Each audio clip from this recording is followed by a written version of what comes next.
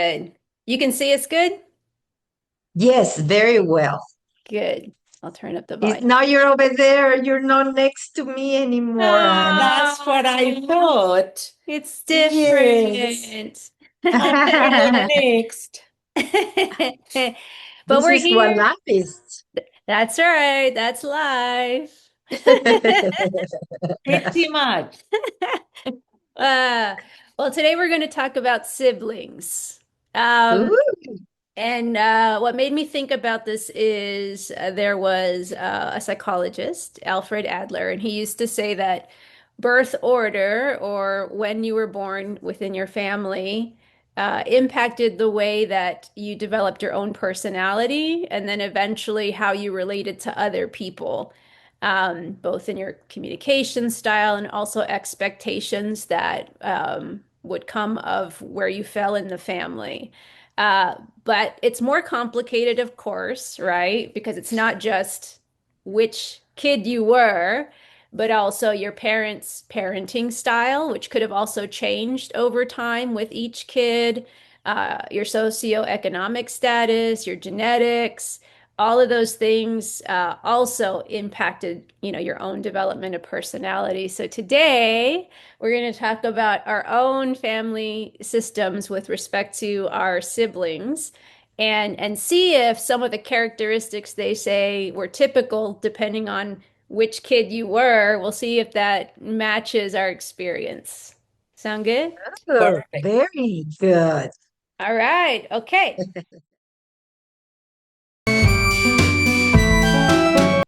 So the first question that I'm going to ask, and mom maybe can start it, is how many children did your parents have, and which child were you in terms of your birth order? So are you going to answer that question? Sure. We were six in total. I was the oldest. There were three boys, 3 years more or less separated from each other. And after 7 years of the youngest, came the twins, my brother and my sister. I have like a 15-year difference from my sister, From Tia Laura. from Tia Laura. So then that makes you the last one, tied with your brother. There you go. No wonder. Okay, and then I'll cover myself since I'm part of this conversation. So I'm one of three. I'm the middle child and the only girl. And it was my older brother first, then 3 years later, me, and then 7 years later, the youngest one. So that's Ooh, where I fell.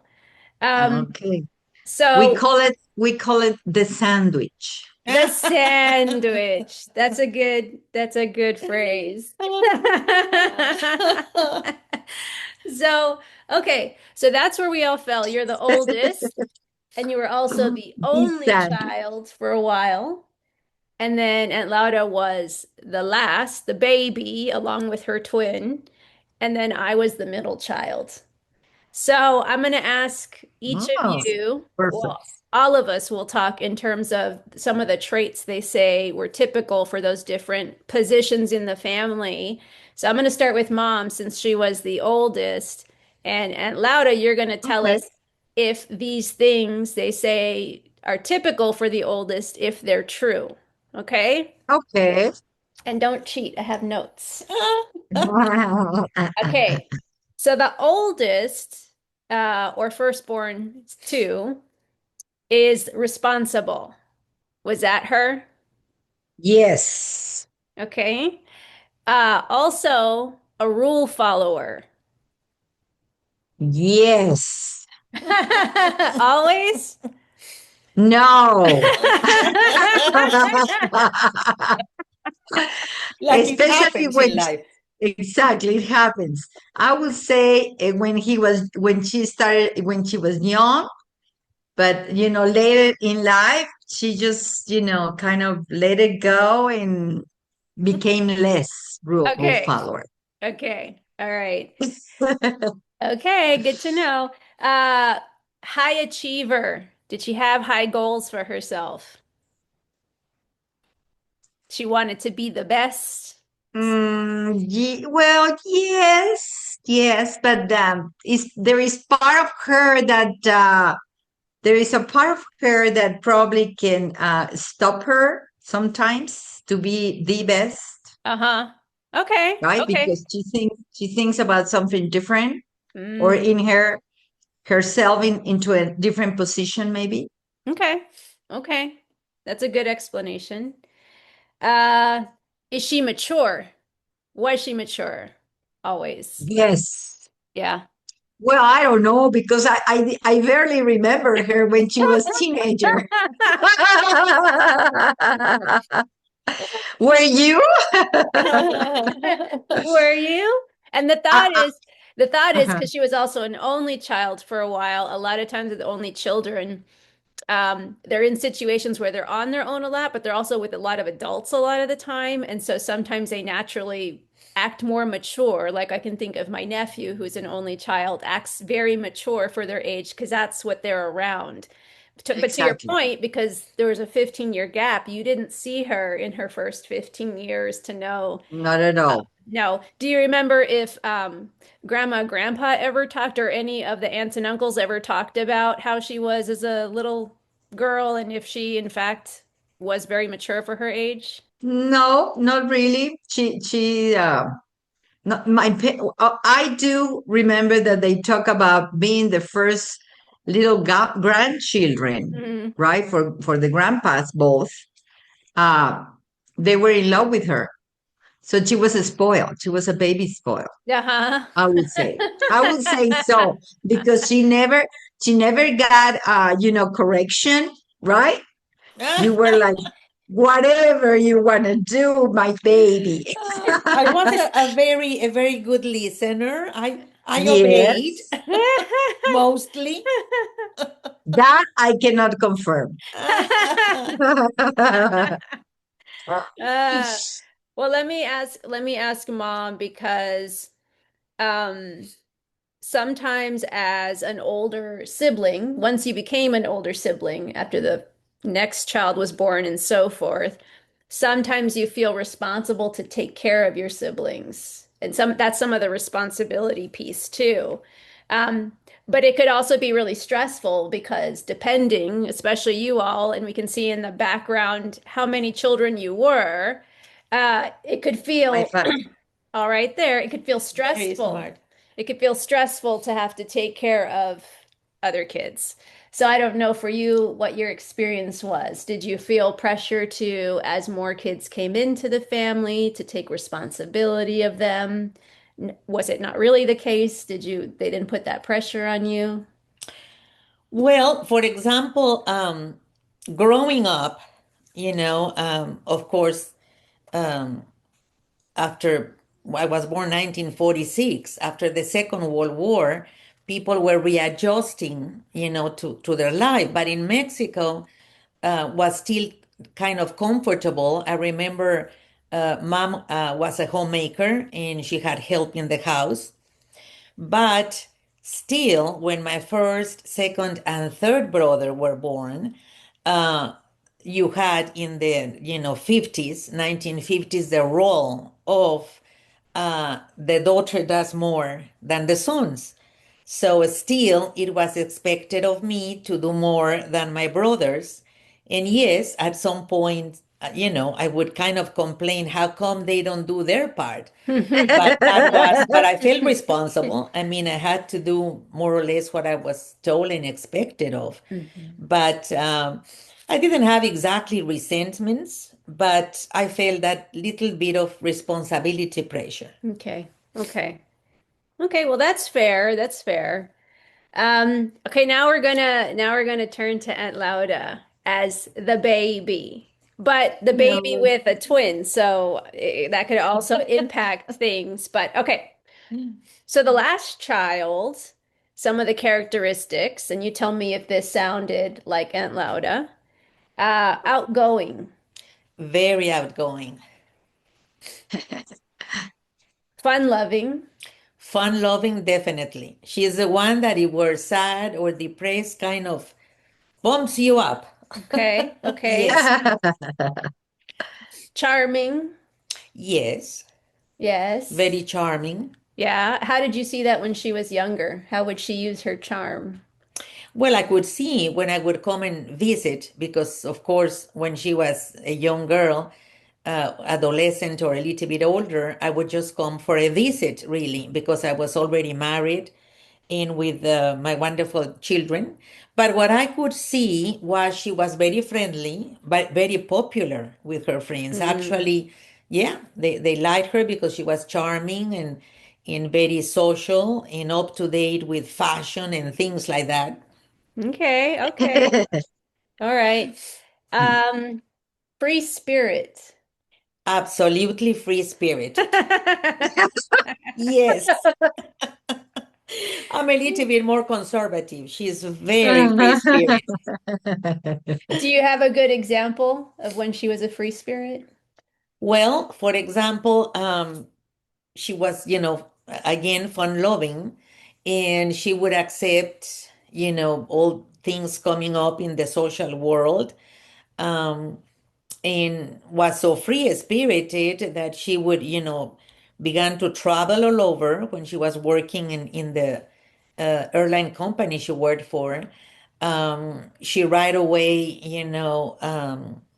was independent. Well, one thing is free spirited or independent, but she right away went for buying an apartment, getting settled, and had all kinds of friends,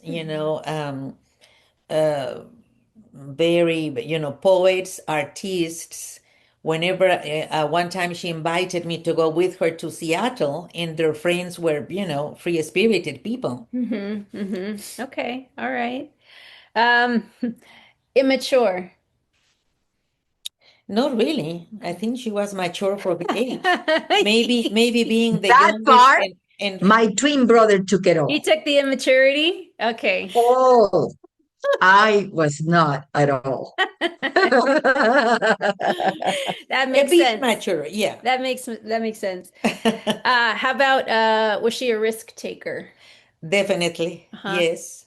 Because when they proposed to her, she was in Puerto Vallarta, living in Puerto Vallarta, part of the, people that, whatever the title is, that take care of you at the airport. Mm-hmm. When she was, proposed to be a manager, open a big city in Guadalajara with the airline, she accepted. I think right away, didn't you?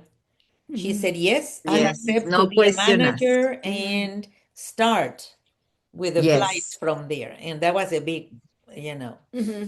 challenge. responsibility and risk, if you will, but she accepted right away. Mm-hmm. Yeah. Do you think because that sounds almost a little bit opposite to the oldest child being more responsible.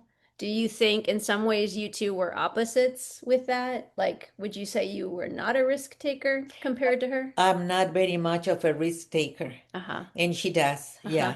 Uh-huh. I kind of think too much about something and kind of balance it in well, the pros and the cons. Let me think about it. Do you She think didn't. do you think that's something that made you nervous for her or something you admired in her? I admired, Uh-huh. definitely, Uh-huh.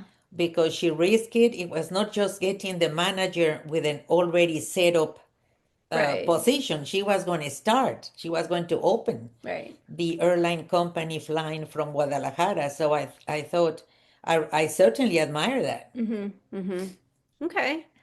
All right. Well, maybe in Mhm. some ways it was also balancing each other in that way too. Yeah, Yeah. in some Yeah. ways, yeah, Mhm. we do. Yeah. Mhm. Okay. Totally. Okay. Well, now we'll talk about me as the middle child. And either of you can chime in if you think this sounded like me. Okay. Okay. We'll compare your answers. So, independent, Yes. Yes. peacemaker. Oh Yeah. my God. I don't know about that one. She can start a I revolution. start revolutions. I'm not a I don't peacemaker. think so. Okay, pass. Pass on that one. But People pleaser. Well, yes, yes and no. Yeah, it's a because she mix. will It's a do. mix, but yeah, What one of you She- take, one of you explain. Well, for go. example, I would say yes, you want to, uh, follow and please as much as possible what is expected, but I think you will speak out Hmm. regardless of Definitely. pleasing or not pleasing someone. Hmm. Yeah. I think the way I see it, pleasing, people pleasing is more like you care for people. Hmm. You care if you, and maybe that's because of your professional as well. Hmm. But in the family, within the family, you always, care how the family or the members of the family feel, or the situation. Right away you jump in and all that.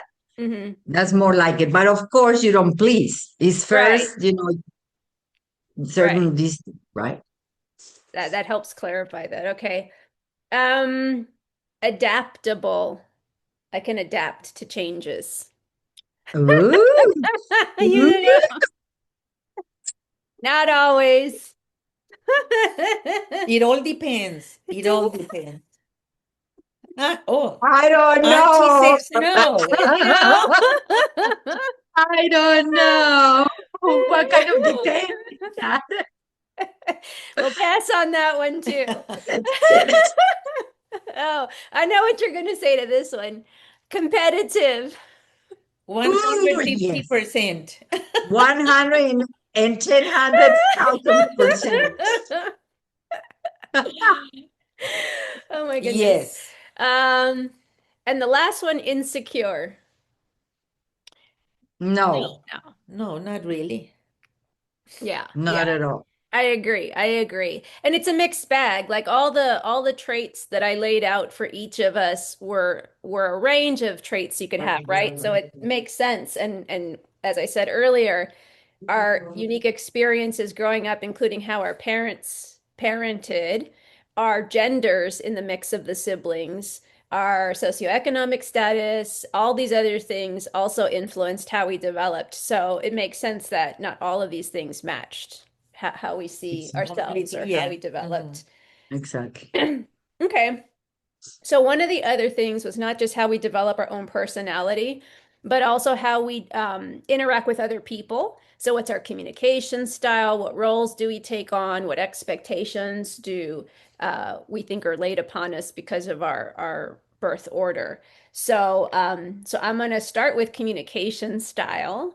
And for firstborns, which is mama, um, they say that firstborns tend to be more direct in their communication style.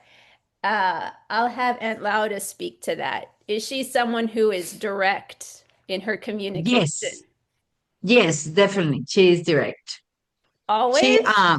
not always, because she cares about the other person's feelings. So saying that, she doesn't want to hurt anybody, right? And sometimes the communication, when you're direct, you have to speak up and tell the truth, Mm-hmm. right? But I would say when she speaks up or she cares for the other person, she gives you the whole picture right there, Mm-hmm. right? The pros and the cons. And communicating. And not only that, but I like the way she communicates in a peaceful way. Mm. She doesn't, sometimes, very few times, you and me know that, gets blow up, Yeah. right? Yeah. Very few. Very few. Very few times, very few times. But overall, she's really a peaceful person, and, Mm-hmm. and she can talk Mm-hmm. easily and clearly, I Mm-hmm. would say. Mm-hmm. Mm-hmm. You agree with that? Yeah. Yes. Uh-huh. Mm-hmm. Yeah. That's very true. Although, like you say, and that's right, sometimes I will hold on if I can because I don't want to hurt other people. Exactly. Makes sense. Ex- We'll go to middle children next, which would be me. So it's thought that middle children try to find solutions that please everyone. Does that sound accurate for me? You think? Uh, in a way, but I think that more than trying to please everyone, you try to do what you think is the right thing. Hmm. exactly. And uh, if you think that's the right thing to do, you're going to speak out in pleasing or not pleasing others. Hmm. In general, you do, and like Tia Laura says, you're there for the family. So Hmm. was she. You're there, and you're a leader. Hmm. You're a leader, really. Hmm. Hmm. But to hold on things to please everybody, no. Hmm. Hmm. More like Aunt Lotta said, more like a taking care of others Exactly. is sort of that's the way that I please people. But if it comes to like sacrificing something that's important to me to please somebody else, that's not what I do. That's Exactly. not you. Yeah. And No, that's not at good. all. Yeah. That's good, really. Okay. And then for Aunt Lauda, and we talked a little bit about this already, but lastborns tend to use humor and charm in social situations or to manage certain social situations. And does that sound accurate to you? She uses humor and charm. Yes, she does, and she has very good humor. In Mm-hmm. in you know, in spite of a difficult situation, she tries to see the fun side of it. Mm-hmm. She certainly is a fun person. Mm-hmm. Mm-hmm. That's accurate. That's accurate. Sometimes. So some of the typical roles that we take on based on our birth order, and we had hints of this earlier in our conversation, but for the oldest, they tend to be caretakers. Does that sound accurate? Yes, Yes. totally. Yes. In that order, I'll tell you that one night I was 17 years old. My probably they were 1 or 2 years old. And I was again, my our parents were very social. So one night, for example, I was left to watch them, at night, before they came back from whatever dinner they had. And being twins, one would go to sleep and the other would wake up. At first, they were both sleeping, but then one would wake up, one would go to sleep. Finally, at a certain point, after an hour or whatever, our three brothers were standing at the door and they were wondering because the twins were crying and I was crying too. Because I said, that's not fair. They both have to go to sleep at the same time. That's a But I nice felt story. responsible. Absolutely. Uh-huh. Uh-huh. Troublemakers, troublemakers. That's I would want to say, where were the other brothers? How come they weren't helping you take care of the twins? Exactly. they were fooling around. Oh my goodness. Yeah, whenever she tells me that story, I really enjoy it. I can see her. I can see her like, "Shh, go to sleep. Shh, go to And the sleep." other three just looking. That's funny. It's funny. And I assume well, we'll get to later life how that kind of showed itself as you grew older. But for middle child, um, typically we take on roles of being flexible and easygoing. Do you think that's me? No. No, that's true. No, It's you're well, not. you can be you can be easygoing, but at the same time, you're say no, not really. No. well, flexible sometimes. Not really. Not really. No, I mean, I think if we're initiating some plans, I'm open to hearing people's ideas, but once we okay, agree on something, I get pretty rigid because we've agreed on something, and if something changes after the fact, that's very disruptive for me. So I don't agree with that at all. And I think some of that okay, has to do with the whole dynamic of myself within my siblings and within the family system. Because I think, well, certainly the older brother younger anyways, was very not organized, not a planner, not very responsible, I would say. And then the younger one was the baby and really probably was like you as the babies, like very free-spirited, very on his own and kind of wild. So I think I needed order. I had to create order for myself and know what Got it. was coming. So I think that's where that comes from for me. Got it. Okay, That explains. the last child is carefree. Does that sound like Aunt Lauda?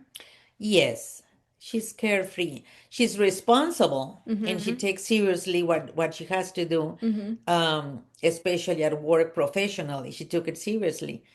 But yeah, she's very free spirited and happy that way. Mm-hmm. Mm-hmm.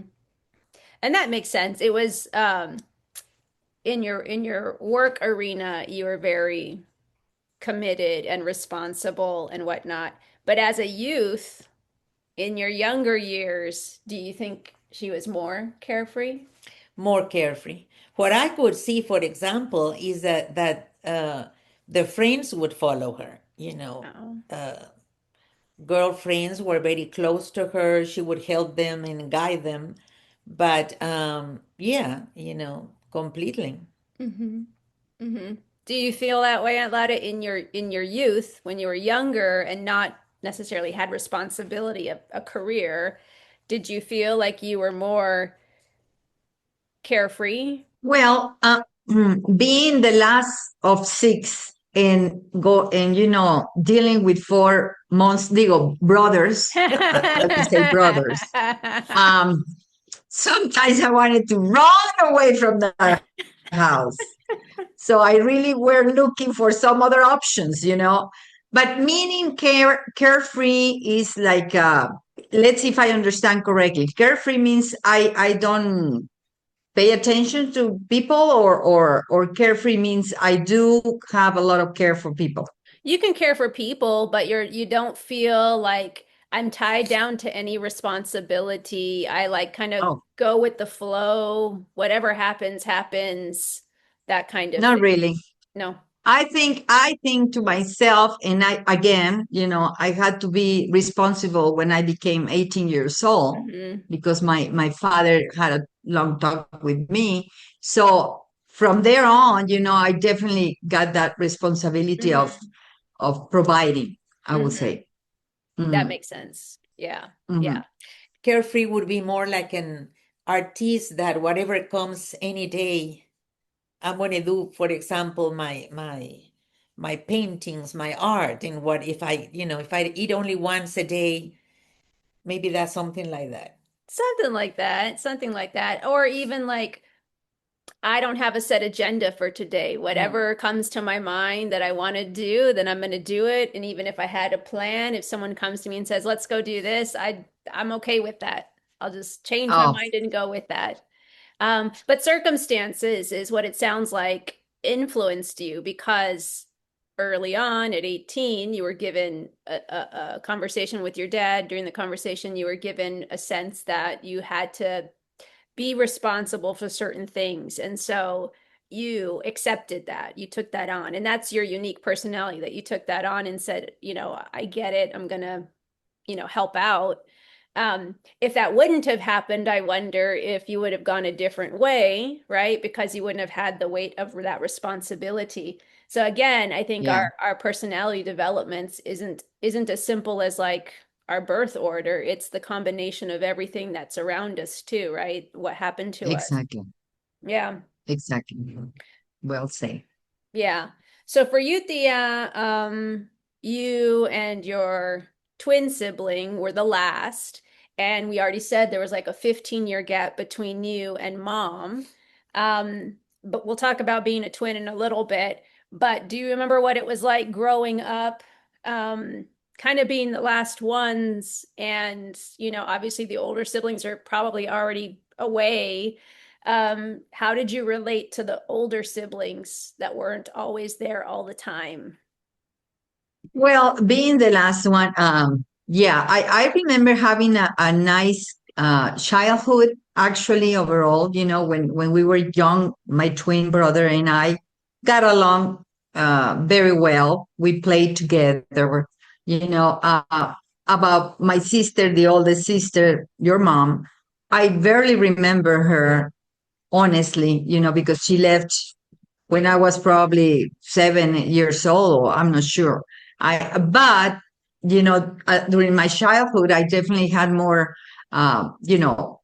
more fun with my twin brother than the other brothers, because again, they were not even close enough to me, except for like taking care of me. I could feel that way, that they were taking care of me when I wanted to go outside and play, with my friends. They were like around or stay outside just to look for me if I was close to the house or something.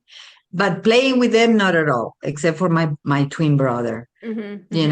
Yeah, and we were happy then, of course. We got along very well. We had this similar friends. We were sharing our friends and playing together, mostly outside. Nowadays it's impossible, and I don't see that happens more often. But before, when you were young, your mom and your dad let you go outside to play in the street, Yeah. and it was safe, and it was nice, very nice. Yeah, yeah. Well, let's talk about that, because you and your twin, being the youngest and having such a big gap, probably spent a lot of time together. And so, whether identical or fraternal, there's this tendency for twins to be closer when they're younger, and then during adolescence something can happen that makes you start to split off a little bit. Sometimes they say it's because everyone Ay, sees está you as a cortando. pair, they see you as the twins, and it's okay in the beginning, but when you start to become individuals or want to be more individuals at adolescence, you can start to split away from each other. So I wonder what your relationship was like with your twin from the beginning, and then if you saw it take that change where you started to sort of split off and maybe even split away from each other. Yes, exactly. We were, up to the teenagers age. I would say we were together. We shared the friends. We usually stayed together. But then definitely things changed a lot when we became adolescents. His friends were different than mine. Um, I don't know what happened really, because maybe when you become a teenager, and you change hormones, and men change whatever they call. Um, he changed a lot to me, and I probably changed to him as well, right? So we were more apart from each other. We didn't talk much. There was a situation that I always blame it on, that we went together for a walk with friends, and he fell and hit his head. And I remember I was very worried about him. We probably were 14 years old or something like that, and I was very worried about him. Anyway, he stayed like 2 days in the hospital. So from there on, I don't know if it is true or not, but he changed a lot. He changed the way he was acting, the way he approached me, for instance, the way we talk. We never talk again, uh, very widely or very, openly. No, he was reserved. He actually reserved totally, and we didn't have good communication anymore, I would say. I don't know what it was, but yeah, nowadays, we barely talk. We barely see each other. Um, and he's very reserved, while versus I am so, talking and like to meet people and all that socialize. But he's not. He's totally apart Opposite. from the family. I would Yeah. say opposite. Uh-huh. Yeah. And I don't know if you remember that. Do you get a sense of, did you see that when they seemed a little closer to when they sort of split off like that? Not very much, because we were, but by that time they were 14 or so. We must have been in another country, probably, or another city in the States. We moved every so often. But I do recall that through the years when I would come and visit, being twins, in many ways, they were so different. Because, like Tia Laura says, she's very open and social. He has few friends. I don't know since when, I wasn't there when that happened, but definitely he's very reserved. He does things his way, not very open. And that's, in a way, that's a funny thing because being twins and they can be so different, really. Every so often he calls and sends a message, on the WhatsApp or something like that, in how are we doing and so on, but not talking. I mean, certainly not on the phone. Mm-hmm.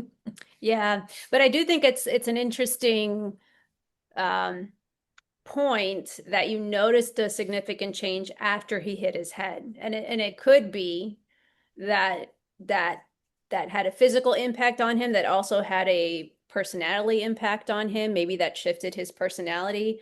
In addition, I think to the natural changes that happen when you do become teenagers, because that's sort of the point in development where you start to want to be an individual and you want to figure out who you are. And especially as a twin, probably a lot of your growing up was always about you being twins. Where's your twin? Where is it? Where are they? Where are they? And so it's natural, I think, also on top of that to want to figure out who you are outside of that separately. And we won't have a whole lot of time to talk about where things are now. You kind of gave us a sense of where it is now, and mom with the rest of your siblings too, because we're almost out of time. Um, we have about 2 minutes, so I think we're going to maybe save that for another day. Okay. El oro To se be quiere. continued. To be continued. To be Um, continued. You But can let's show, introduce my yeah, you family. can This is show me my yeah, the picture. family. yeah. Let me show you the picture. So here is Papa and Mama, and here is Ana. Can you see it? Yeah, uh-huh. Is it The okay? difference. This is Guillermo, just after Ana, and then Armando, the hippie one, and then Roberto, which is 10 years apart from the two of us, my twin brother and myself. My twin brother is Juan Carlos and myself, Laura. The happy family. And you This can is the tell the happy difference. family. I was a younger, I was 20, Yeah. probably 22 or 23 there. And They Laura were you 25 were years 10? of marriage, right? He was 25. So I was 24. And you were Yeah, 10, Wow. I barely was 10 there. 19. Wow. Yeah. Wow. Well, that was a good conversation, and it gives some understanding Yes. into some of our own personality development for sure. So we hope people enjoyed the conversation, and I'm curious if people found commonalities in what we described, if they're thinking about like where their birth order is, and does it sound like them, or their siblings, does it sound like them? If you had a different experience, we also want to hear that. So throw that all in the comments. If there was something you wanted to learn more about as you were talking about our experiences, let us know in the comments too. And if you want to hear more, because certainly there's stuff we didn't get to that maybe we'll cover in a future video, join us, subscribe to our channel because more will come. But on that note, we'd like to remind you, whether it's good, bad, or funny, live Live it it up! Live it up! up!